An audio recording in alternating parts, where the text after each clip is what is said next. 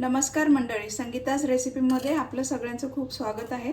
आज मी बनवणार आहे खूपच टेस्टी आणि खमंग अशी मस्त बेसनची वडी, याला पाटवडी पण म्हणतात। ही पहा, खूपच छान आणि टेस्टी होते।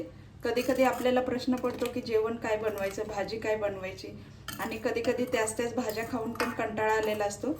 मग अशी मस्त तुम्ही झणझणीत अशी बेसनची वडी बनवू शकता। खूपच छान लागते, टेस्टी, आणि भाकरी सोबतही मस्त लागते, चपाती सोबतही खाऊ शकता, भातावर सुद्धा ही खाऊ शकता।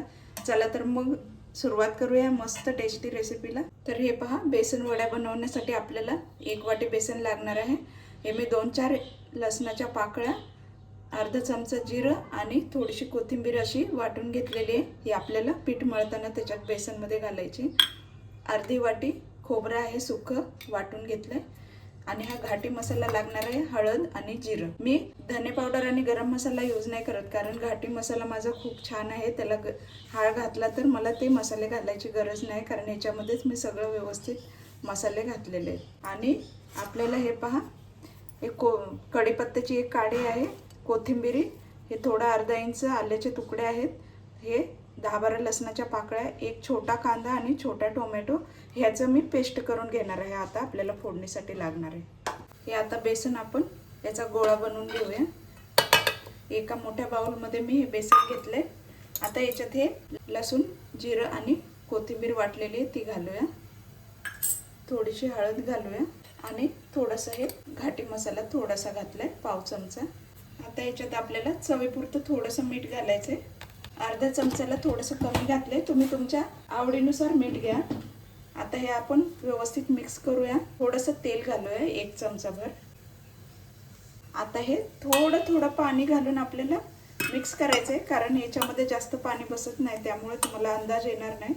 त्यामुळे एकदम थोडं पाणी घालून याला असं गोळा बनवायचा आहे। आपल्याला चपातीचं पीठ कसं मळतो तसं जरा घट्टसर गोळा मळायचा आहे। पण एकदम थोडंसं पाणी घातलंय तर हे बघा, लगेच गोळा बनायला सुरुवात झाली।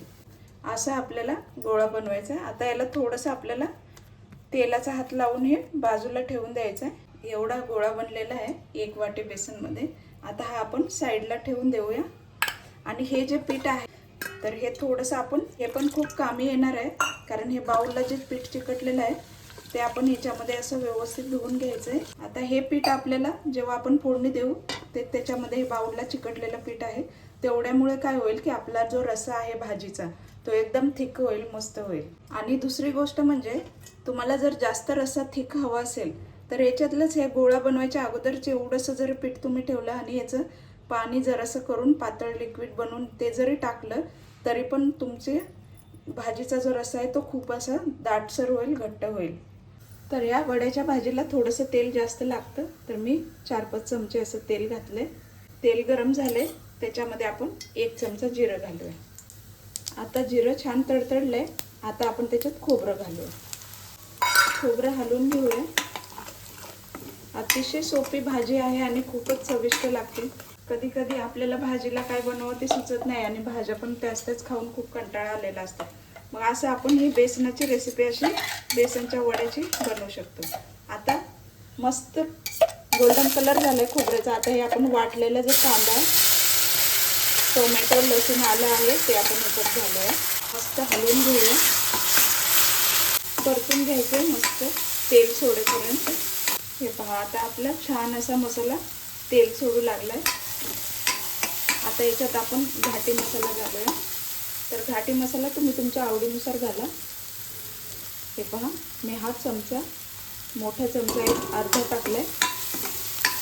आणि जर घाटी मसाला नसेल, तुम्ही लाल मिरची पावडर वापरत असणार तर तुम्ही त्याच्यामध्ये 1 चमचा धने पावडर आणि पाव चमचा गरम मसाला घाला, म्हणजे तुम्हाला घाटी मसाला नाही घातला तरी काही प्रॉब्लेम नाही। किंवा तुमच्याकडे जो मालवणी मसाला किंवा कुठला असेल तोही तुम्ही घालू शकता। आम्हाला जरा तिखटच असं आवडतं म्हणून मी मोठा अर्धा चमचा हा भाजीचाच घातलेला आहे। थोडीशी हळद घालूया, पाव चमचा। मस्त हे मसाला आपला फ्राय झालेला आहे। आता आपण पाणी घालूया। हे पहा, मगाशी जे आपण बाउल धुतलेलं पाणी पीठ लागलेलं थोडंसं बेसन होतं ते पाणी घातलं।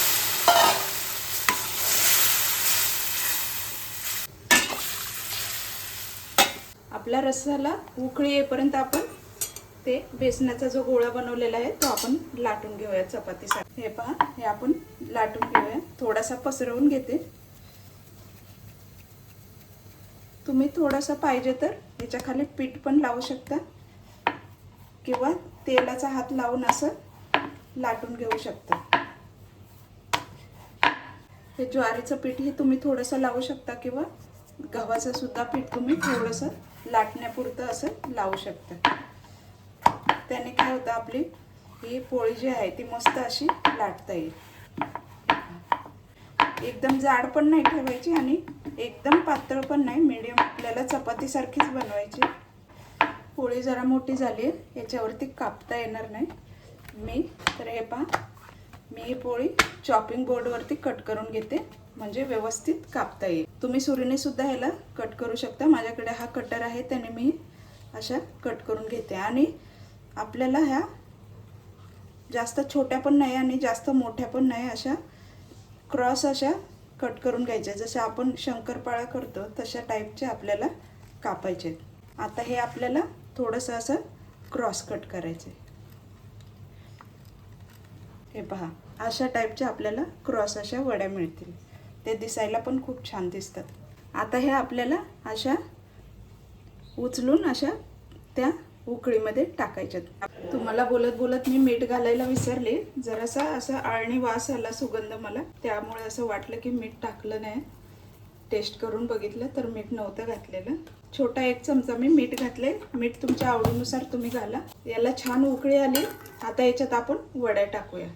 ह्या पहा, अशा टाकायच्या. हे पहा, अशा टाकायच्यात आपल्याला. आता इथे घातल्या तर नंतर बाजूला अशा वेगवेगळ्या ठिकाणी टाकायच्या म्हणजे चिकटून नाही बसणार एकमेकांना. हे पहा, सगळे वड्या घातलेले आहेत मी. आता याला लगेच आपल्याला जास्त ढवळायचं नाही, फक्त मी साईडला याला मोकळं करून घेतले. थोड्याशा वड्या आपल्या जराशा सेट झाल्या की नंतर आपण हलवूया व्यवस्थित. आणि गॅस बारीकच ठेवलाय मी आता.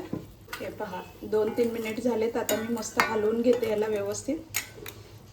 हे पहा, वर तरंगतायत आता वड्या, म्हणजे सगळे सेट झालेले आहेत आणि सुगंध पण खूप छान येऊ लागलाय. अशा वड्या तुम्ही नक्कीच बनवा. अतिशय सोपे. आणि भाजी कधी नसेल तर हे आपण 1 वाटी बेसनापासून हे पहा एवढ्या अशा मस्त भाजी आपली बनते. खूपच आणि छान पण लागते. ज्वारीच्या भाकरी सोबत तर खूपच टेस्टी लागते. आता आपण याला झाकून ठेवूया. गॅस बारीकच ठेवलाय, मंद आचेवरच आपल्याला शिजवून घ्यायच्यात. 5-7 मिनिट तरी आपल्याला हे शिजवून घ्यायचंय. बघूया आपण. 7-8 मिनिट झालेले आहेत आणि हे पहा, खूपच छान मस्त शिजलेली आहे आपली वडी आणि सुगंध पण छान आहे. आणि बघा, रस्सा सुद्धा जरासा थिक झालाय. मस्त झालेली आहे आपली वडी. आता मी गॅस बंद करते आणि थोडीशी कोथिंबीर घालून घेऊया. पहा, थोडीशी कोथिंबीर घालूया. तर तुम्ही ही रेसिपी नक्कीच ट्राय करा. तुम्हाला ही रेसिपी आवडली असेल तर नक्कीच लाईक करा, कमेंट करा, शेअर करा आणि सबस्क्राईब करायला विसरू नका. चला तर मग भेटूया अशाच मस्त रेसिपीमध्ये. थँक्यू.